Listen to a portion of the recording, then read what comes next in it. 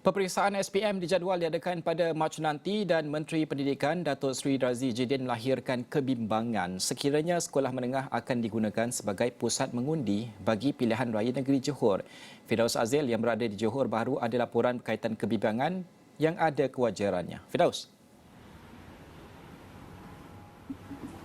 Okey, baik, terima kasih Najib. Seperti yang kita sedia maklum, tarikh untuk mengundi bagi pilihan raya negeri Johor telah ditetapkan oleh Suruhanjaya Pilihan Raya pada 12 Mac ini, dan kita juga tahu bahawa tarikh untuk CJ Peperiksaan Malaysia atau SPM juga akan berlangsung antara 2 Mac hingga 21 Mac kalau tak salah saya. Tetapi ini juga sedikit menimbulkan kegusaran khususnya untuk pentadbir guru sekolah-sekolah menengah mengenai kemungkinan besar sekolah-sekolah di daerah Johor, di dalam Johor ini akan digunakan sebagai pusat pengundian.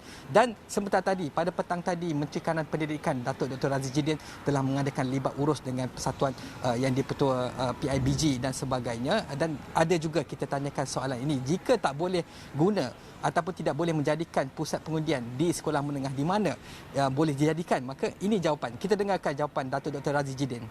Dan kami di kementerian sebelum ini telah membuat ketetapan, dan kami seboleh-bolehnya kita tidak ingin sekolah menengah digunakan.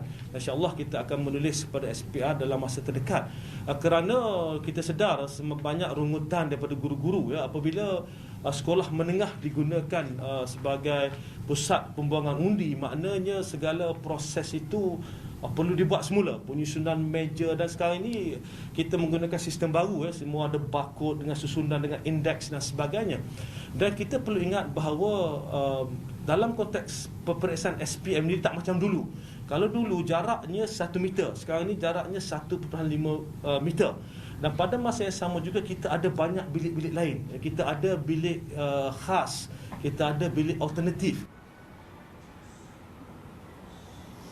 Baik, masih ada beberapa hari lagi sebelum hari penamaan calon bagi PRN Johor, iaitu pada 26 Februari nanti. Kita dapat melihat berdasarkan laporan ataupun pemantauan media yang membuat liputan bagi pilihan raya kali ini, kita melihat aktiviti-aktiviti parti-parti politik semakin digiatkan, semakin diperkasakan. Ada pelancaran jentera di sana sini, ada juga berbalas-balas kenyataan. Sebagai contoh yang menarik perhatian kami ialah kenyataan berbalas-balas serangan di antara tokoh-tokoh besar ataupun pemimpin-pemimpin kanan politik, antaranya seperti pengurusi Pakatan Harapan Datuk Seri Anwar Ibrahim kepada pengurusi Lembaga Penasihat Barisan Nasional Datuk Seri Najib Tun Razak, yang mana Datuk Seri Najib Tun Razak pula membuat kenyataan kepada pengurusi Perikatan Nasional iaitu Tan Sri Muhyiddin Yassin, dan mereka ini berbalas-balas. Itu antara yang mewarnai perjalanan demokrasi kali ini, dan sudah pasti kita akan terus melihat, kita akan terus memantau tentang perjalanan dan bagaimanakah aktiviti-aktiviti politik, yang mana malam ini juga ada beberapa